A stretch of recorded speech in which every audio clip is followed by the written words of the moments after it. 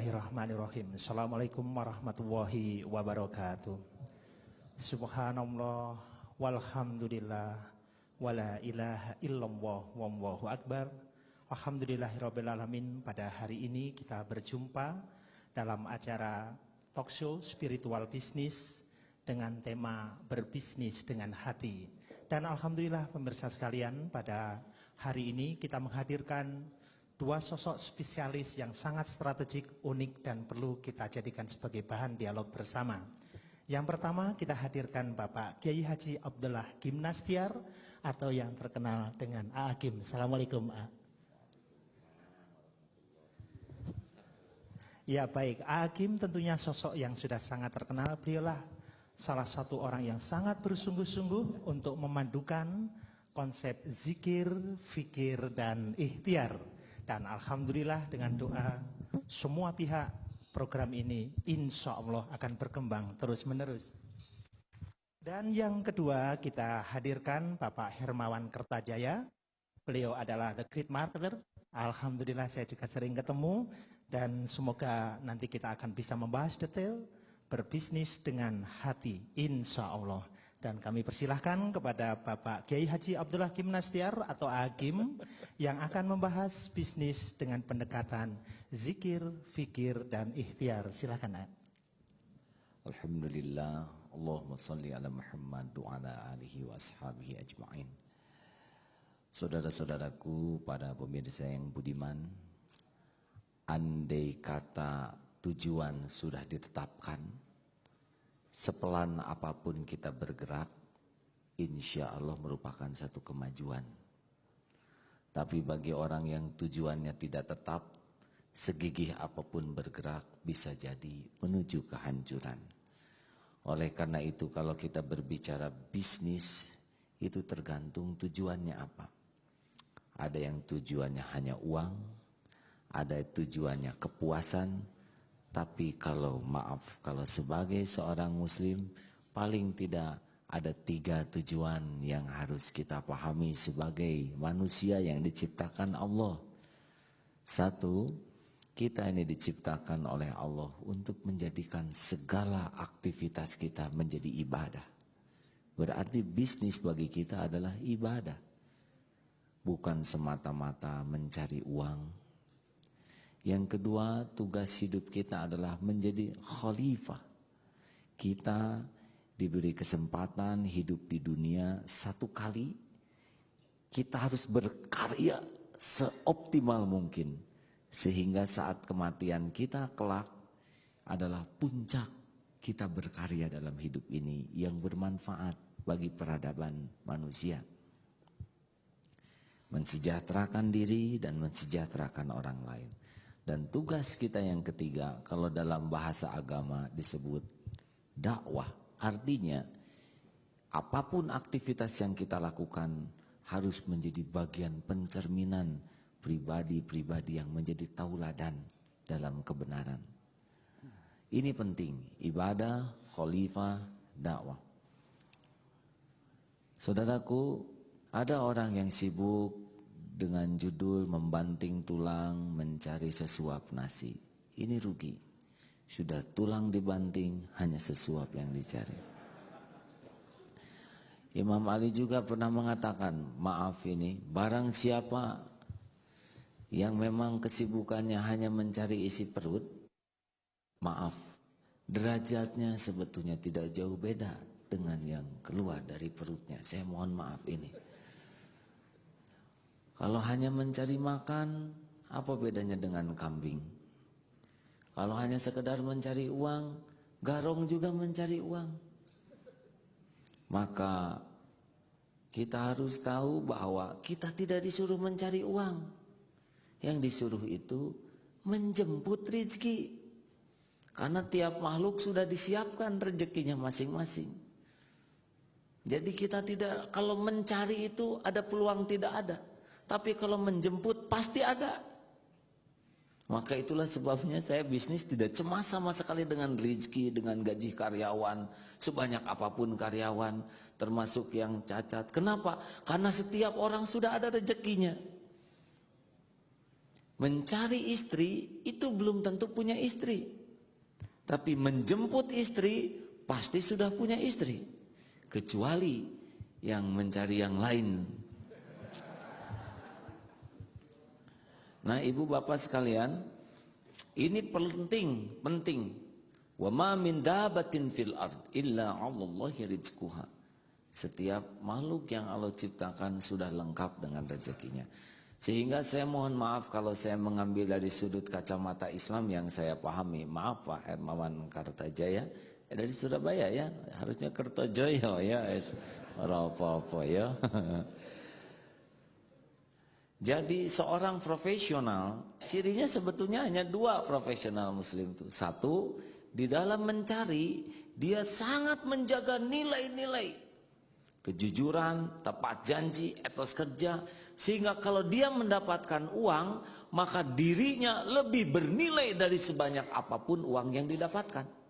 Karena dia mencari itu adalah untuk membangun nilai-nilai. Dalam mencari nafkah, dalam tanda kutip, menjemput rezekinya, dia sangat menjaga sehingga terbangun nama baiknya. Sehingga dia tidak pernah takut kehilangan apapun. Mau pensiun, mau uang habis, tidak ada masalah. Karena bukan itu yang dia cari, tapi nilai-nilai. Kalau dia uangnya banyak, dirinya lebih kaya daripada uangnya. Kalau koruptor, uangnya banyak, rumah berharga, mobil berharga, tanah berharga, yang tidak ada harga, ya dirinya. Ya. Makanya minta-minta, segala dicolong, ini maaf. Tidak boleh tersinggung, kecuali koruptor. Ya.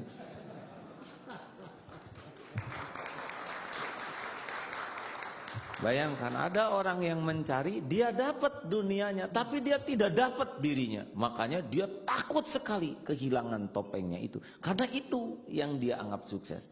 Kenapa orang takut turun dari jabatannya? Karena itu topeng dia. Jadi kalau orang bersembunyi di balik topeng, takut diambil topengnya.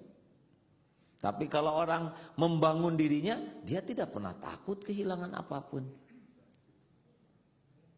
Maka orang-orang yang pecinta dunia takut lihat saingan. Kenapa? Saingan adalah saudara kita juga.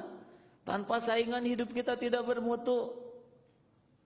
Persaingan itu karunia Allah agar bisa memompa kemampuan optimal kita. Saudara mau balap karung sendirian? Tidak bermutu. Walaupun juara umum. Balap karung dengan TK, walaupun juara dunia, tetap tidak ada harga. Karena lawannya TK. Tapi balap karung dengan petarung tangguh, kita juara kelima tidak ada masalah. Tapi kita sudah memompa kemampuan optimal kita. Enggak ada urusan. Pesaing tidak akan mengurangi rezeki kita. Kalau kita bertarung dengan keyakinan Allah yang membagikan rezeki. Nikmat punya pesaing itu. Partner. Tidak bisa jadi pahlawan kalau tidak ada penjahatnya. Betul tidak? Yang jadi masalah siapa yang jadi penjahat gitu. Mencarinya, menjaga nilai, nama terbangun, kehormatan, harga diri, sehingga pensiun, tua, mutasi tidak pernah berkurang kemuliaannya. Karena melekat pada dirinya, kekayaan pribadinya. Kalau sudah dapat, seorang profesional yang baik, yang berhati nurani adalah dia distribusi. Maka disebutnya oleh Nabi Muhammad, khairun nas anfa'hum linnas. Sebaik-baik manusia adalah manusia yang paling banyak manfaatnya. Jadi kita kerja keras menjemput rezeki kita, nama kita terbangun, rezeki dapatkan, distribusi. Iya, makin banyak kekayaan, makin banyak orang lapar tersantuni, makin banyak orang bodoh bisa belajar, makin banyak orang tak berpakaian bisa memiliki baju, makin banyak orang tidak berteduh. Dan ini membuat kita semakin semangat bekerja, luar biasa. Dan kita nikmati bagaimana kita distribusikan rezeki kita ini. Sehingga kita mati nanti puas. Nama insya Allah baik, orang banyak manfaat. Sudah. Kita tunggu saja saat kematian seperti itu. Mau apa lagi? Dunia tidak pernah bisa kita bawa. Kalau saya lihat ini jelas bakal meninggal semua ini. Ya. Wakil gubernur juga kelihatannya bakal meninggal ini ya. Betul tidak? Terutama daerah sini nih. Nah, apalagi yang ini nih Pak.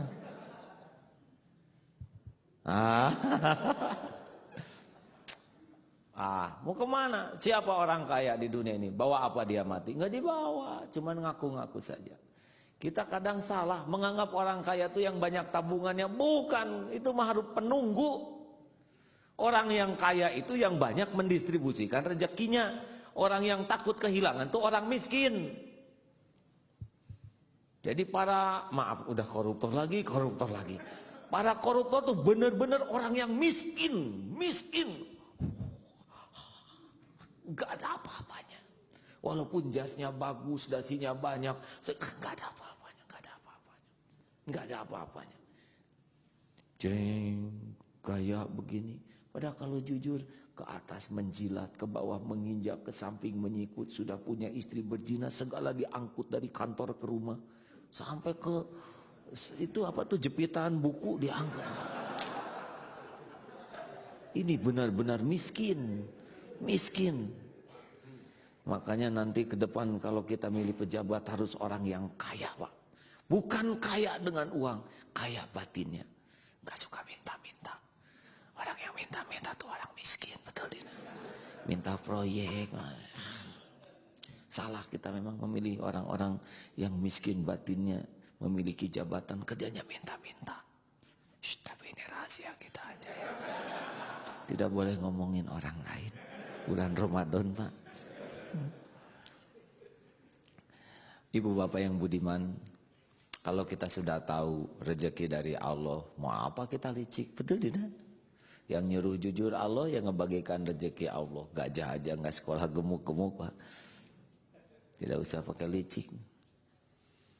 Maaf, kita ini mungkin pernah dengar perumpamaan ini. Saya dapat nasihat dari anak saya, Pak, kita memalu kalau hidup mengeluh. Lihat nyamuk, untuk mencari sesuap makanan dia harus bertarung nyawanya, Pak. Itu mencarinya aja sudah terancam. Dan berapa banyak nyamuk yang tewas ketika mencari nafkah. Di tangan kita. Lihat ketika makan, nyamuk itu, Pak, makan aja terancam. Berapa banyak nyamuk yang terbunuh ketika makan, juga di tangan Pak Hermawan. Sudah selesai makan, tangki sudah penuh, mau terbang, berat. Berapa banyak nyamuk, itu luar biasa. Malu jadi manusia. Kalau kita benar-benar mengeluh dan licik. Lihat, nyamuk itu dari awal sampai akhir mencari sesuap darah saja. Sampai terancam gitu. Makanya orang-orang yang licik, orang-orang yang betul-betul dia menghinakan dirinya sendiri. Ada yang namanya kerja yang smart, itu apa tuh bahasa Inggris itu kan cerdas. Orang yang kerja cerdas tuh maaf ya, bukan orang yang jadi untung banyak uang, enggak. Tapi sekali dayung 2, 3 pulau, 4 pulau terlampaui. Sambil menyelam, minum air, mungut mutiara, ketemu dengan putri duyung, itulah orang. Orang-orang yang maaf, yang korupsi, udah korupsi lagi, maaf. Ini udah built in ini jadi. Karena bangsa ini hancurnya oleh para koruptor, Pak. Itu orang korupsi itu benar-benar bodoh. Maaf saya tidak menyebut dungu ya, tapi apa bedanya? Saya ini agak rada gemes. Kenapa? Bayangkan dia ngambil, tapi dia hancurkan dirinya.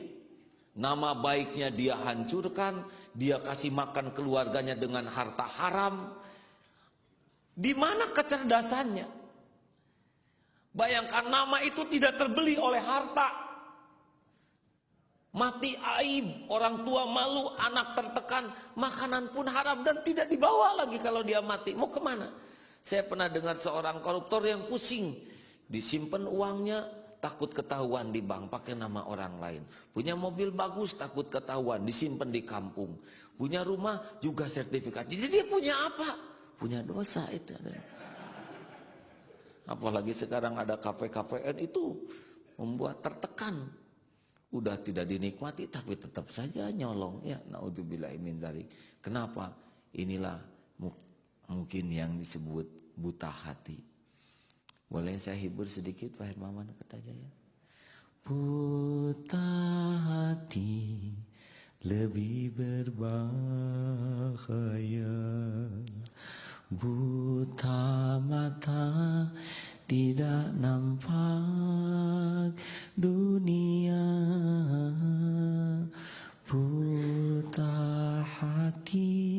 tidak nampak kebenaran, buta hati ditipu nafsu dan syaitan. Cukup begitu saja.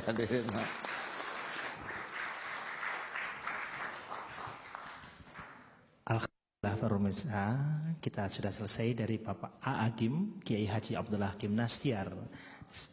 A. Agim, alhamdulillah dengan konsep zikir, fikir, dan ikhtiar, semoga spiritual bisnis kita penuh dengan bening hati dan tentunya profitnya banyak.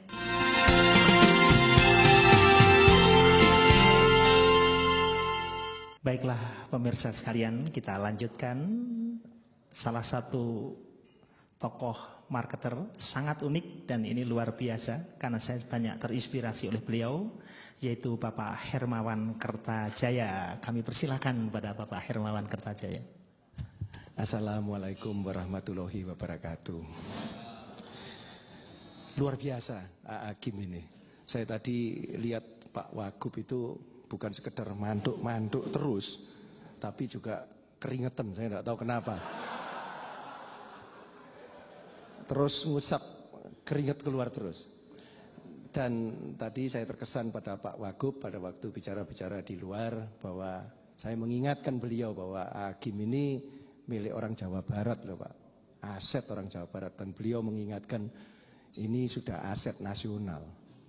Saya bahkan sempat nambahin mestinya Agim ini kalau orang di seluruh dunia tahu sebetulnya sudah merupakan aset dunia. Karena itu beberapa waktu yang lalu, tepatnya kurang lebih 2-3 minggu yang lalu ketika kami di Makbles dihubungi oleh Darut Tauhid untuk ikut mengisi acara ini, apalagi ini acara pertama, kami merasa sangat terhormat sekali. Terima kasih ada orang seperti saya diajak manggung sama orang besar seperti Agim yang kelas dunia.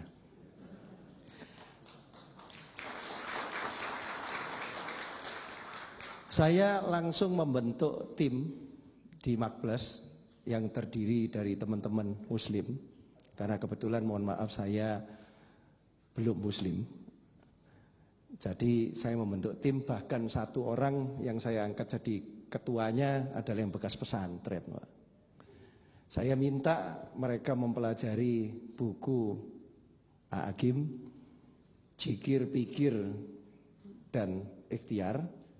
Saya minta juga tim ini untuk pergi kemana-mana. Ternyata mereka sempat pergi ke Karim Consulting. Saya kenal baik ini karena kita dulu Makbles yang ikut membuat strategi Bank Syariah. Beliau waktu itu masih eksekutif di sana. Juga tim kita sempat pergi ke Pak Syafi'i Antonio dan juga sempat mempelajari kitab suci. Saya pergi ke Vatikan karena saya sebetulnya kebetulan memang sudah ada janji dengan teman-teman, karena kebetulan saya Katolik, saya pergi ke Vatikan untuk menghadiri acara peringatan 25 tahun Paus Yohanes Paulus II. Dan ketika saya berada di situ, tadi saya ceritakan pada AA, saya khusus berdoa untuk AA. Karena 2 bulan yang lalu ketika kami tim dari Makbles mengunjungi Geger Kalong, betul-betul kami terharu. Terharu pada satu hal, yaitu pada waktu pulang, mungkin saya tidak tahu masih ingat atau enggak, tapi kepada saya beliau mengatakan tolong doakan saya. Karena saya sekarang didengerin banyak orang, saya ngeri sekarang. Kalau saya salah ngomong, ini repot. Dan pada waktu itu kami berpesan bahwa mudah-mudahan orang besar seperti AA ini selalu dilindungi Tuhan dan jangan sampai kena politik di Indonesia. Pak Wagub tadi juga mengulangi itu. Karena itu saya hari ini ingin men-share sedikit mengenai 10 prinsip yang di Makbles sekarang sedang diperkembangkan, yaitu yang kita sebut compassionate marketing. Karena saya spesialisasinya di marketing, jadi mohon maaf perkenankanlah saya mempersempit konsep bisnis itu menjadi konsep marketing, di mana kami di Marketplace juga melihat dengan berkembangnya IT yang semakin meningkat, informasi semakin banyak, ternyata orang menjadi semakin bingung. Tidak seperti yang diharapkan dulu, kalau informasi semakin banyak kita semakin pasti. Sehingga orang sekarang lebih membutuhkan spiritual daripada dulu. Dalam pikiran saya ada 3 era. Era yang pertama ketika orang melakukan polarisasi antara spiritual itu sendiri dan bisnis.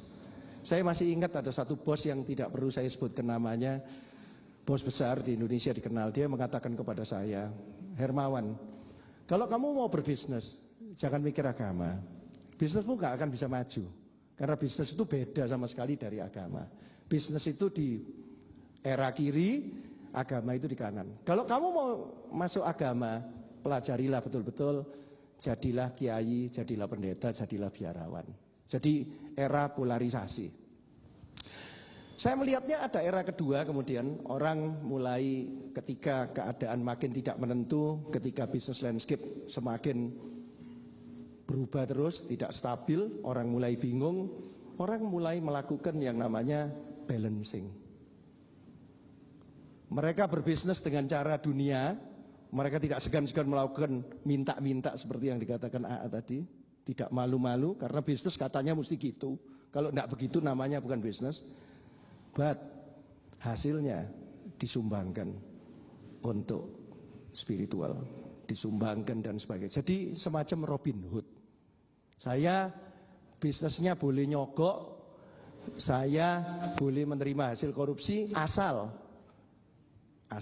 profitnya, duitnya disumbangkan lagi untuk kegiatan-kegiatan kemanusiaan, sosial, dan agama.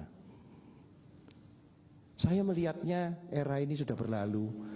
Kita mesti masuk pada era ketiga. Bukan era balancing lagi, yaitu yang saya namai era integration.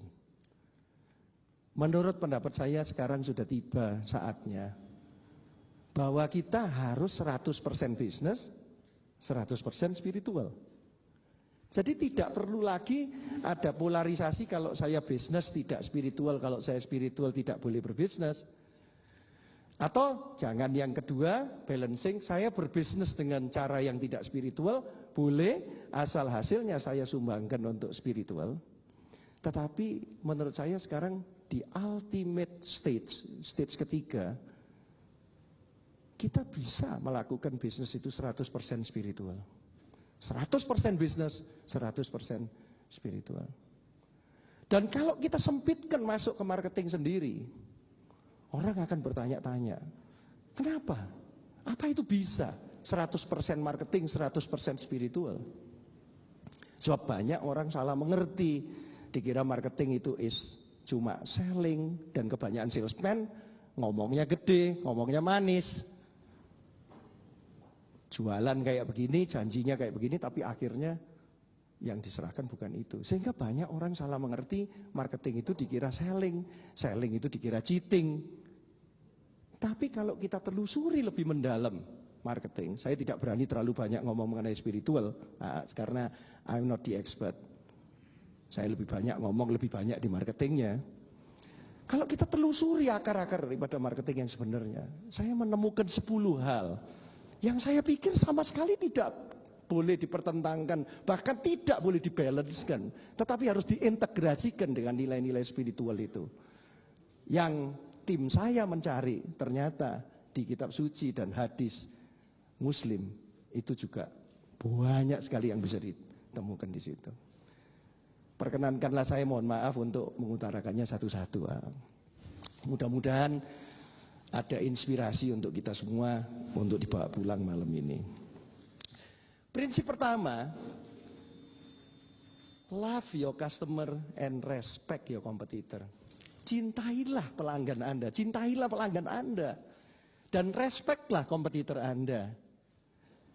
Tim saya menemukan katanya, ada di satu hadis, Allah tidak akan berbelas kasih kepada seseorang bila ia tidak mengasihi sesamanya. Dan tim saya juga menemukan suatu quotation, dan janganlah sekali-sekali kebencianmu terhadap suatu kaum mendorong kamu untuk berlaku tidak adil. Tadi Hakim dengan jelas mengatakan, ngapain kok takut bersaing? Bersaing itu bagus, kalau tidak ada lawannya kita selalu jadi juara, tapi apa artinya juara itu?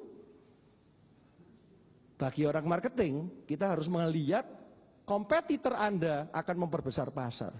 So, tanpa kompetitor, industri tidak akan berkembang.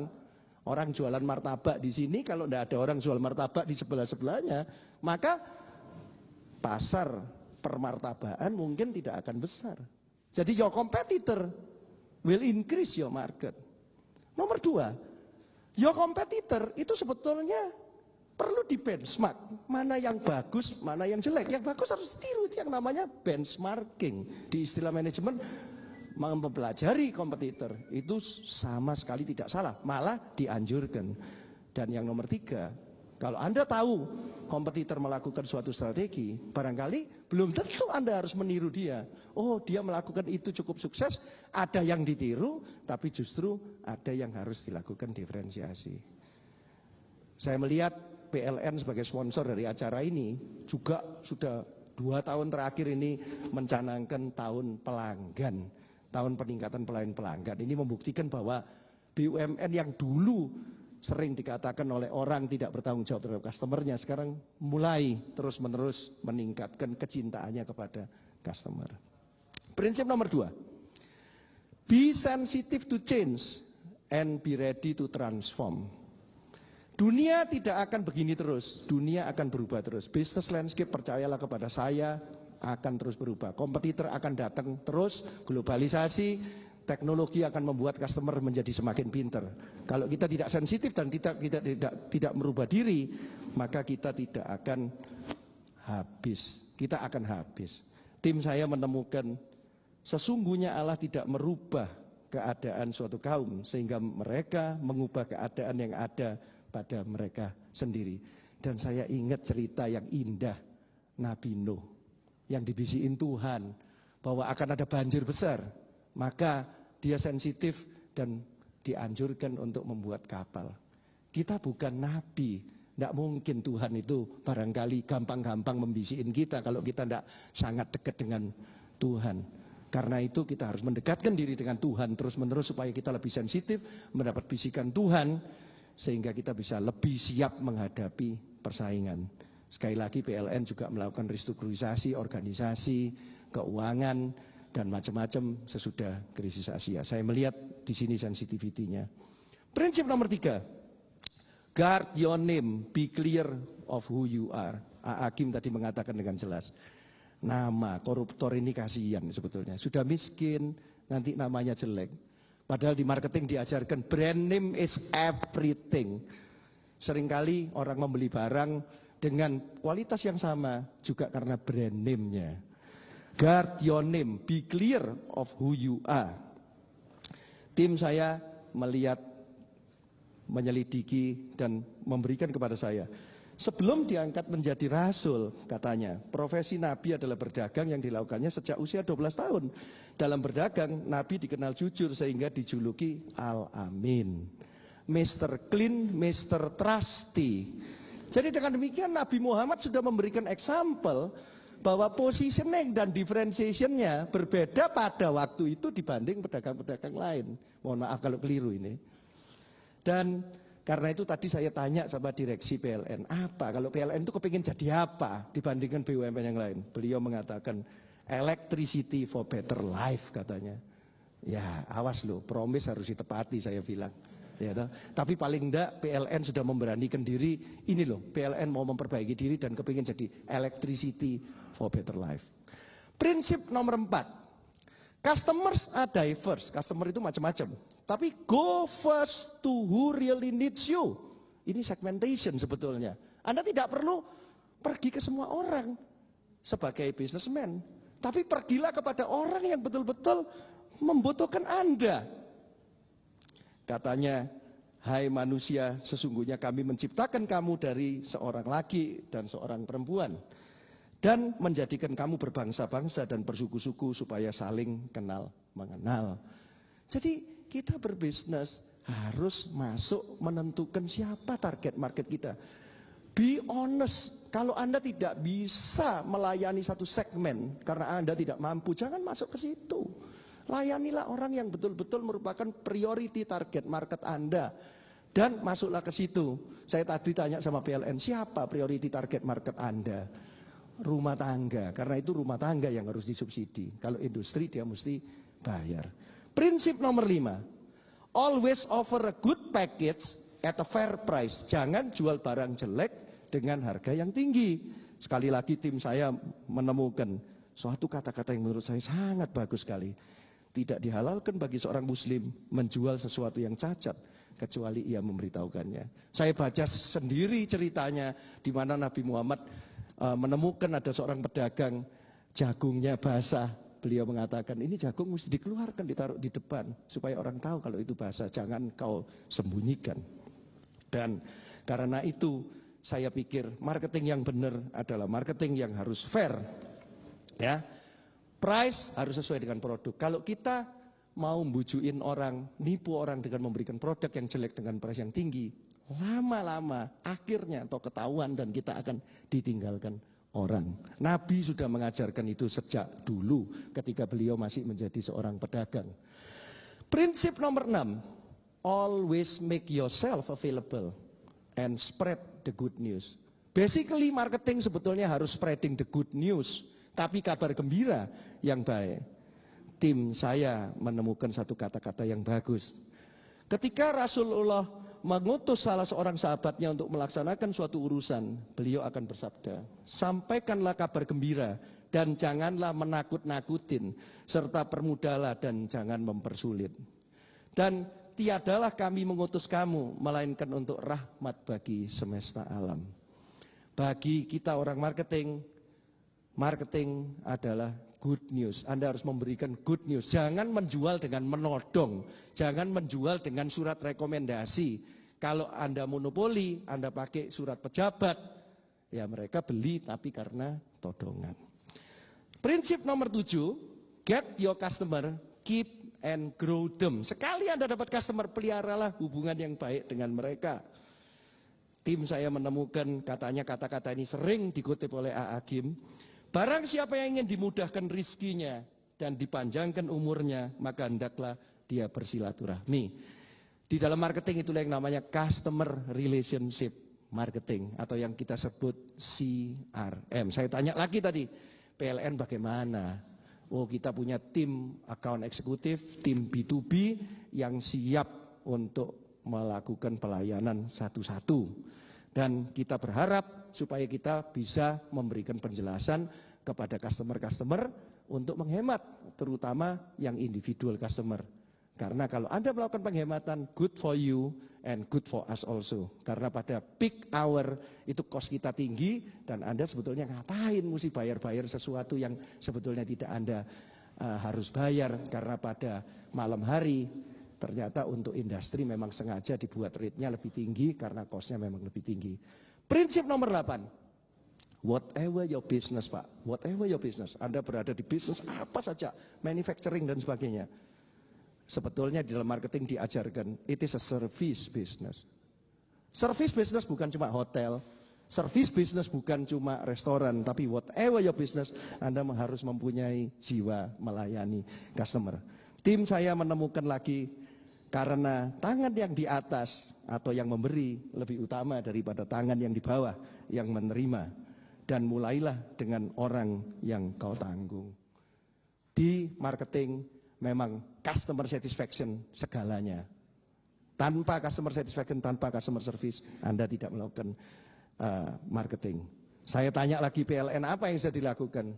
Ya kita melakukan macam-macam. Kita berusaha mempunyai call center 1, 2, 3, pembayaran lewat ATM dan sebagainya. Prinsip nomor 9, always refine your business process in term of quality, cost, and delivery. Jadi kita mempunyai tugas sebagai marketer untuk selalu meningkatkan QCD, Pak. Quality, cost, and delivery. Kasihan customer kalau kita kasih barang yang rongsokan. Jadi tim saya juga menemukan, dan penuhilah janji. Sesungguhnya janji itu pasti diminta pertanggungjawabannya. Di dalam Islam dilarang melakukan tadlis, yaitu penipuan, baik yang menyangkut kuantitas, kualitas, dan waktu penyerahan serta harga. Prinsip nomor 10 terakhir, gather relevant information but use wisdom in final decision. Belajar, belajar, belajar terus. Karena dunia ini berubah terus. Anda tidak bisa menjadi seorang businessman, marketer, dulu bagus, sekarang mungkin tidak bisa begitu terus. Terima kasih.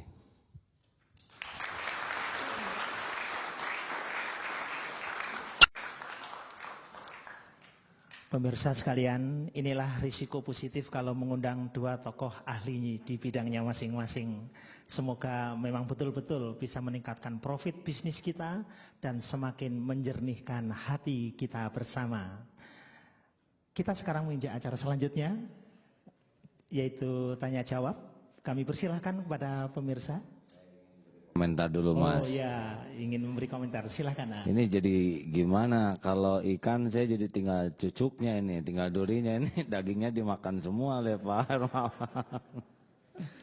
Saudara-saudaraku sekalian, para pemirsa Metro TV di seluruh penjuru tanah air. Sebetulnya apa yang diungkapkan oleh beliau adalah benar-benar akan menjadi solusi bagi negeri kita. Karena negeri kita ini bisnisnya sebetulnya bukan bisnis profesional, tidak.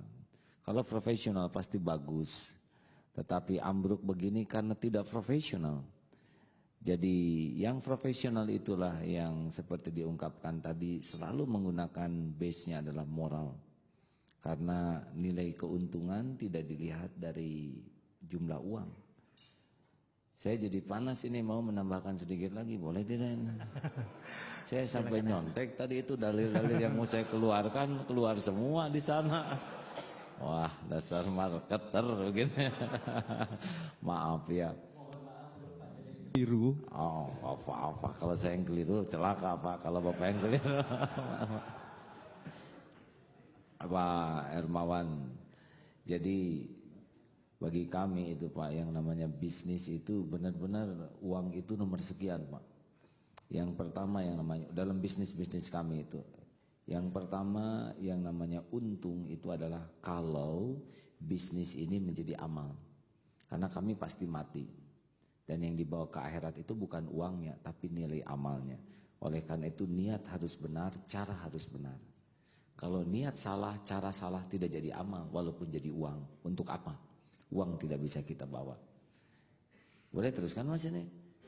Ya sebentar, boleh silakan. Ah, ini minta izin dulu kepada moderator. Sebab nanti jangan-jangan ada catatan yang lain, ini keburu keluar lagi di sana ya.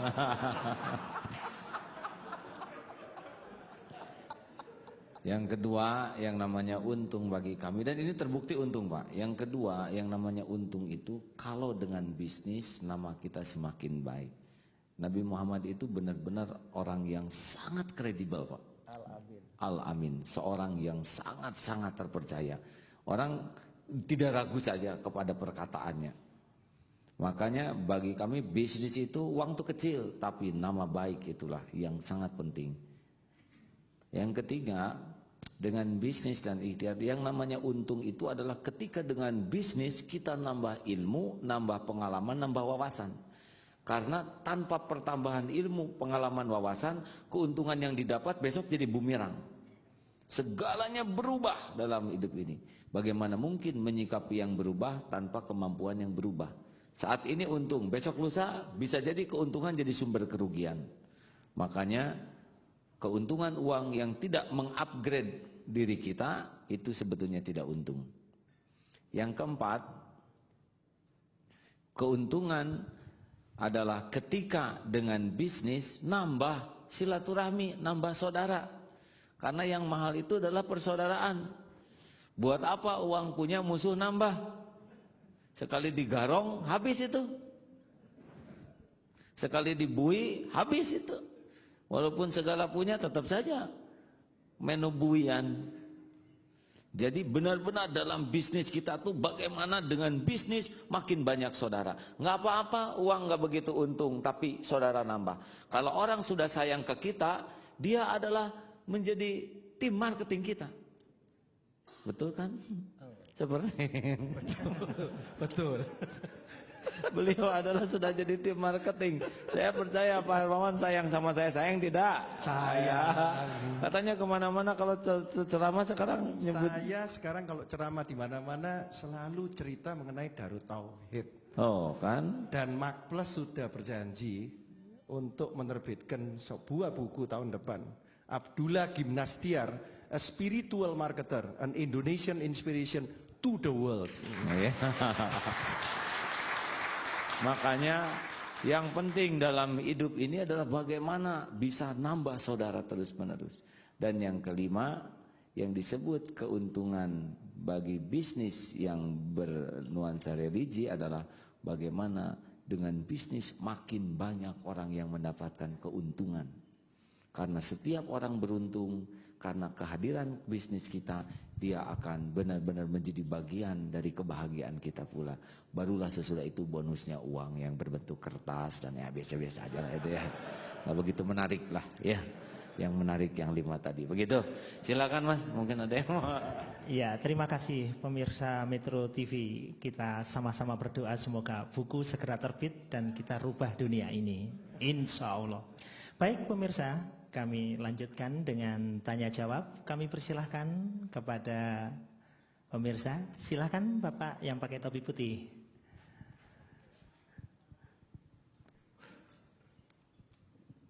Terima kasih.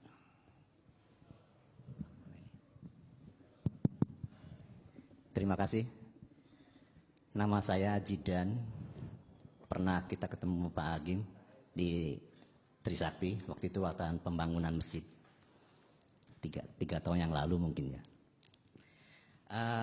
Pak Hermawan, saya ingin menanyakan tadi Pak Hermawan menyebut soal PLN dan kompetitor. Nah, PLN ini kelihatannya sementara ini tidak pernah punya kompetitor, mempunyai aset dari mulai hulu sampai hilir, seakan-akan monopoli. Nah, kira-kira ini dalam bisnis dengan hati ini dibenarkan tidak? Itu satu.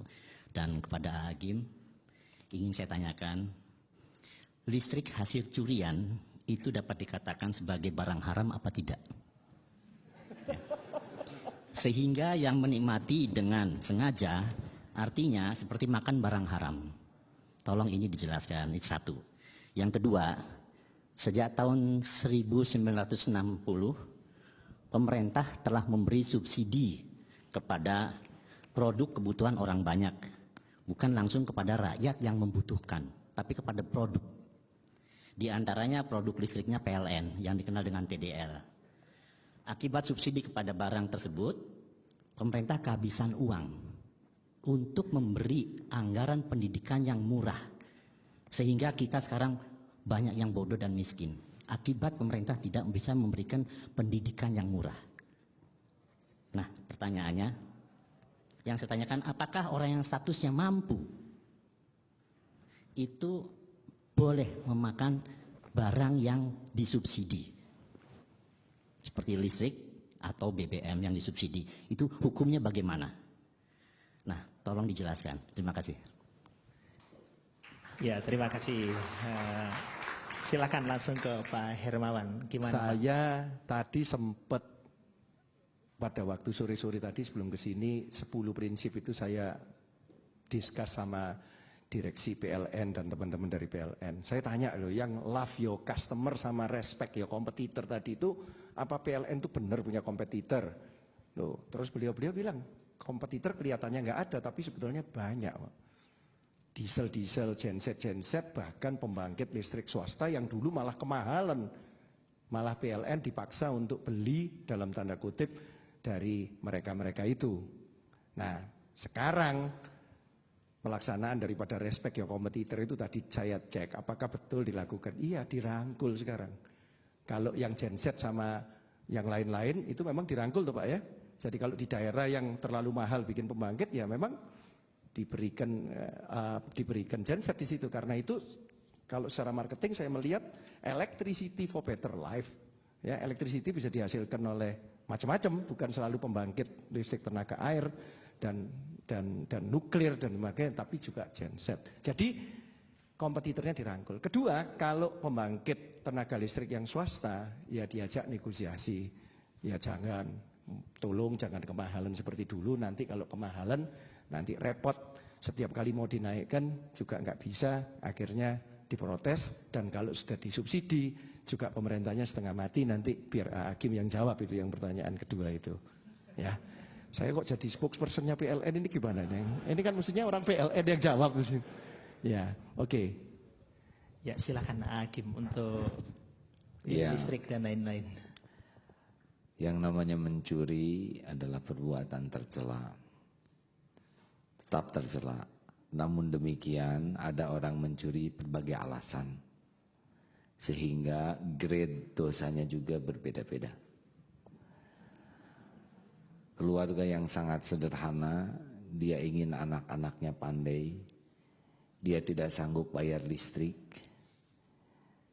dia harus sedikit-dikit supaya bisa baca anaknya, karena kalau hanya wattnya lemah, kemudian tidak bisa membaca dan jadi rabun, ini malah tidak bisa belajar banyak, itu dosa juga. Cuma kita harus berbuat sesuatu untuk tetap memajukan keluarga dia. Yang bahaya adalah yang mencuri karena dia punya jabatan.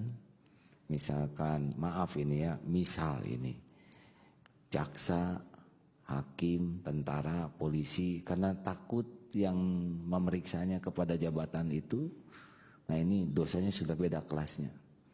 Yang paling jahat adalah perusahaan yang mencuri. Karena curiannya besar sekali itu. Jadi kalau dia kaya dengan mencuri seperti itu, dia korbankan, karena nanti subsidinya kan kemakan oleh dia. Maka ya siap-siap saja menanggung bala bencana itu dunia akhirat. Dan tidak sehat perusahaan yang berjaya dengan pencurian, tidak profesional. Mudah-mudahan kita benar-benar bisa adil. Yang mana yang betul-betul harus kita bantu, dengan pencuriannya kita perbaiki, tetapi yang mana yang dengan pencuriannya harus dipenjara seumur hidup. Begitulah hadirin sekalian ya. Bagaimana senang PLN dengan uraian ini? Alhamdulillah. Ya, pemirsa silakan, kami persilakan, silakan Bapak.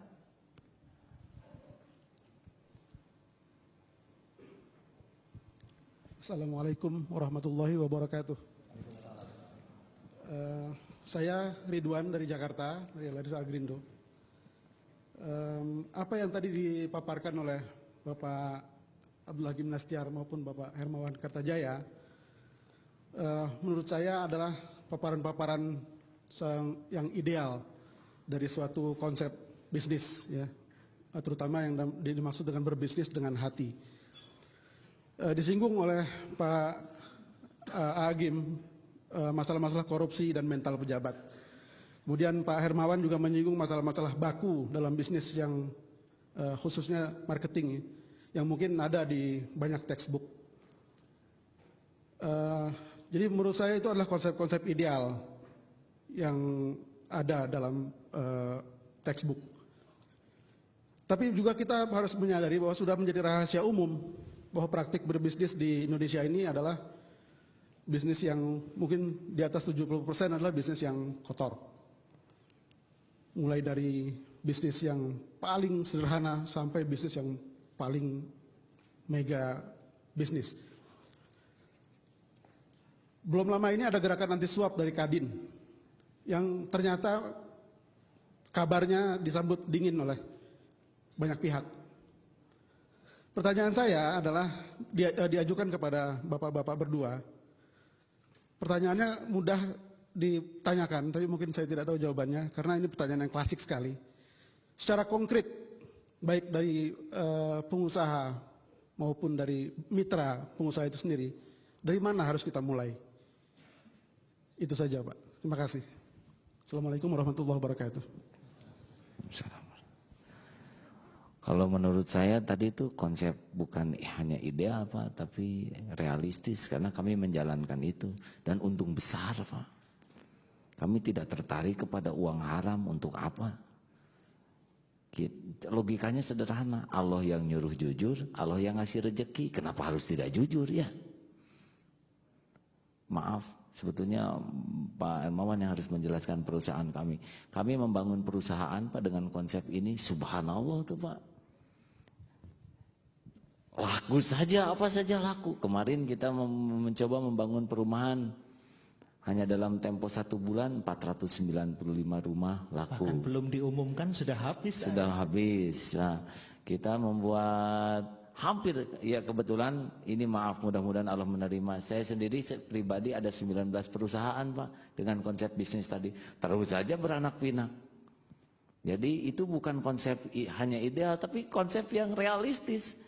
Benar-benar menguntungkan. Logikanya sederhana. Di mana-mana nyari orang jujur. Kita berusaha jujur. Ya pasti kita yang dicari. Betul tidak? Halo?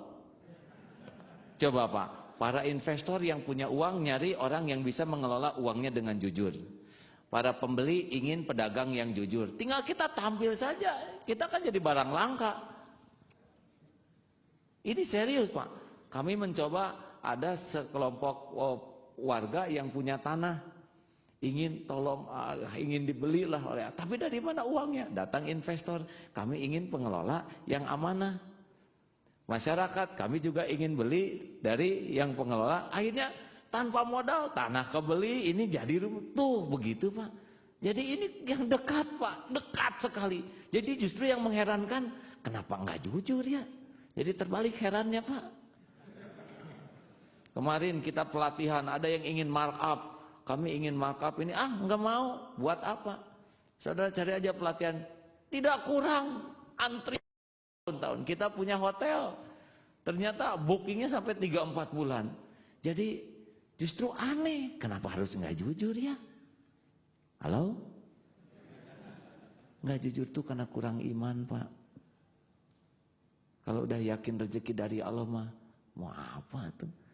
Kambing juga berjanggut ya. Makan rumput ini nggak nyambung hadirin. Silakan, ayo. Kalau saya tidak berani mengatakan bahwa kita berbisnis dengan jujur itu karena iman, karena saya merasa iman saya belum terlalu kuat seperti AA. Tapi saya dalam bahasa marketing mengatakan begini kepada 140 orang saya. Marketplace harus menjadi konsultan yang betul-betul untuk mendapatkan proyek tidak boleh nyogok, dan kita memang sumpah-sumpah tidak pernah nyogok. Betul-betul kita selalu mendapatkan proyek-proyek dengan bersih, termasuk di PLN, di banyak BUMN lain juga, di BRI, di mana-mana kita selalu jujur. Kalah ya sudah, bidding, bukan karena iman. Kami masih belum berani mengatakan begitu. Tapi itu adalah differentiation kita. Karena di marketing kita mengatakan bahwa to be different, it's very important. Jangan me too. Sebetulnya ajaran marketing terbesar itu bukan bagaimana cara jualan dengan nipu, bukan. Ini yang keliru.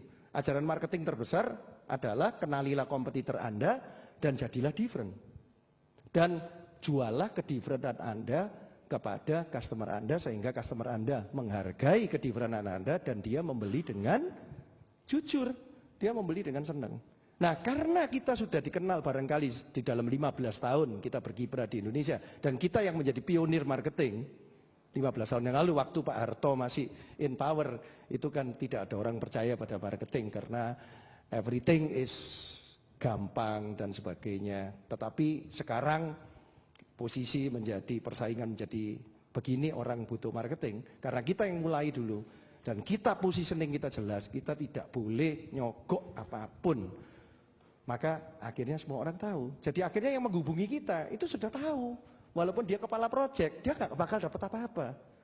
Kalau dia menginginkan sesuatu dari proyeknya karena dia kebetulan megang budget besar, nggak mungkin mereka ke kita. Jadi malah enak untuk kita. Kalau kita dihubungi orang, kita udah tahu. Berarti kita tidak perlu ngasih apa-apa kepada dia. Dan ini sungguh-sungguh. Satu itu. Kedua, kalau kita lihat tren dunia, sebetulnya juga menuju ke situ, Pak. Walaupun saya percaya pada Bapak bahwa 70%, bukan 70%, barangkali bisa lebih, 80-90% yang melakukan bisnis dengan mengikuti arus. Tetapi di dunia coba lihat, Enron. Coba lihat. Kita jangan ngomong di Indonesia. Good corporate governance itu menjadi ciri-ciri sekarang. Kalau perusahaan itu tidak menjalankan good corporate governance dengan bagus, lebih transparan kepada shareholder, main-main di belakang, pembukuan ganda dan sebagainya, maka harga stok akan turun. Dan pada waktu kami beberapa tahun yang lalu, Makbles membantu Bank Muamalat untuk membuat konsep marketingnya. Kami membantu Bank Muamalat pada waktu pertama kali Bank Syariah itu dibuka untuk umum, bukan cuma Bank Muamalat saja. Kami diminta membantu Bank Muamalat. Sekarang teman-teman kita yang duduk direksi adalah tim counterpart kami. Pada waktu itu kami percaya bahwa Bank Syariah itu tepat sesudah krisis, inilah waktunya. Karena positioning daripada Bank Syariah sebetulnya adalah bank yang jujur. Bank yang menerima simpanan orang tetapi diusahakan secara jujur dan keuntungannya dibagi berdasarkan prinsip keuntungan bersama. Karena itu kita lihat di Indonesia sendiri, syariah banking itu berkembang dengan pesat. Itu bukan apa, ya kita bisa kaitkan itu dengan spiritual yang naik, tetapi memang kebutuhan orang untuk dealing dengan bank-bank yang jujur. Itu saya melihatnya kayak begitu. Mungkin saya salah, saya mohon maaf, tetapi saya pikir kalau kita 100% bisnis dan 100% spiritual, tidak tanggung-tanggung. Bukan yang balancing tadi, bukan polarisasi. Tadi masih ingat era 1 polarisasi, era kedua balancing, era ketiga integration. Kalau kita betul-betul berusaha integration, menjalankan bisnis kita dengan secara betul-betul jujur, secara iman mungkin, seperti yang dikatakan Hakim tadi, akan mendapat rizki dari Tuhan, dari Allah. Tetapi secara marketing, saya tidak berhak ngomong yang itunya, saya tidak expert di situ. Tapi secara marketing itu juga benar. Dapat karena rezeki kita juga ya. Ya, secara marketing bekal dapat rezeki, secara iman dapat rezeki. Jadi di mana yang nggak dapat rezekinya? Jadi secara marketing itu. benar. Karena Anda menjadi sedikit dari banyak orang yang kayak begitu. Jadi kita menjadi different, kita menjadi berlian di dalam lumpur. Dan orang yang datang ke kita itu orang yang tahu bahwa dia walaupun kepala proyek dengan mempunyai budget besar, dia tidak akan dapat apa-apa. Dan Pak Joko tadi sudah bilang sama saya, habis ini ke kantor saya ya, tak kasih proyek. Nah, Pak Joko tahu bahwa Pak Joko, kita tidak akan melakukan apa-apa. Karena Pak Joko tahu kita membantu BLN dengan murni. Ini contoh ya Pak ya. Kalau kita murni dikasih proyek sama Pak Joko. Gitu Mas. Coba ya. Yang pasti itu nggak akan tertukar rezeki mah ya nggak. Yang tertukar teh halal atau haram gitu. Iya, baik pemirsa Metro TV, waktu kita sudah habis. Jadi mohon maaf. Tapi ibu Masih ada lagi. Wah, ya silakan. perwakilan dan wanita ini belum dari tadi. Silakan. Assalamualaikum warahmatullahi wabarakatuh. Saya sangat setuju sekali dengan statementnya Pak Hermawan maupun Agim bahwa tidak lagi polarisasi, tapi justru integrated. Karena belum lama ini saya membaca di sebuah artikel yang menyatakan bahwa sufi itu tidak lagi dicari di tempat-tempat seperti tempat berdoa atau wihara atau mosque atau church, tapi justru diperolehnya sufi itu di tingkat CEO, tingkat yang paling tinggi di perusahaan-perusahaan. Dan salah satu kualitas sufi yang dicari di perusahaan-perusahaan itu adalah kejujuran. Honesty is number one. Jadi sebenarnya saya hanya ingin mengklarifikasi apa yang tadi dikatakan bahwa itu memang trennya sekarang sudah seperti itu. Terima kasih. Assalamualaikum warahmatullahi wabarakatuh. Iya. Ibu, terima kasih ya. Kalau mau tahu Al-Amin itu komponennya 3 Pak. 1, jujur terpercaya. Jangan pernah bohong sekecil apapun dalam hal apapun. Yang kedua, sigma kepuasan. Jadi orang itu akan terpercaya kalau dia memang orangnya jujur, bersih sampai ke hal-hal kecil. Dan yang kedua, orientasinya sigma kepuasan. Jadi ketemu puas, bicara puas, terus puas-puas. Makin banyak titik kepuasan, itu makin kredibel. Dan yang ketiga, inovatif dan solutif. Jadi kalau orang dia terus mengupgrade dirinya dan selalu inovasi baru serta menjadi solusi, sudah dia akan kredibel. Orang tidak jujur, tidak memuaskan, tidak punya inovasi, memang dia akan terkubur begitu. Boleh saya tambahkan sedikit saja? Boleh. Aki memang luar biasa. Dari semua topik diskusinya, keyword, the real keyword of MQ adalah hati. Hati yang bening, hati yang apa. Karena hati kelihatannya sudah banyak yang hilang pada saat ini. Dan itu bukan cuma tren Indonesia, bukan tren agama-agama tertentu, saya kira tren universal. Sehingga sekarang salah satu lagu yang menjadi hit di dunia dinyanyikan oleh kelompok Black Eyed Peas, anak-anak muda dengan gaya rap dan sebagainya. Apa judulnya?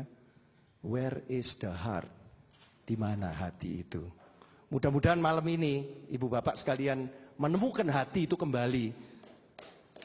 Dan sekarang Dan pulang besok pagi mulai berbisnis dengan hati. Selamat malam, terima kasih. ya, dan sekarang di Indonesia sudah mulai populer. Lagunya adalah Jagalah Hati. Ya, kalau itu nyari kita jaga, udah ketemu ya. Baik. Terima kasih pemirsa Metro TV dan kami ucapkan terima kasih kepada Hakim dan Bapak Hermawan Kertajaya. Juga tak lupa kami ucapkan kepada manajemen Holbu Televisi atau MKTV yang bekerja sama dengan Metro TV, Magnus NCO dan Grand Hotel Preanger. Alhamdulillah semoga pertemuan kita bisa meningkatkan unggul zikir, unggul fikir dan unggul ikhtiar. Hati kita tetap bersih dan bisnis kita lancar. Mohon maaf atas segala kekurangan. Sampai ketemu lain waktu. Assalamualaikum warahmatullahi wabarakatuh.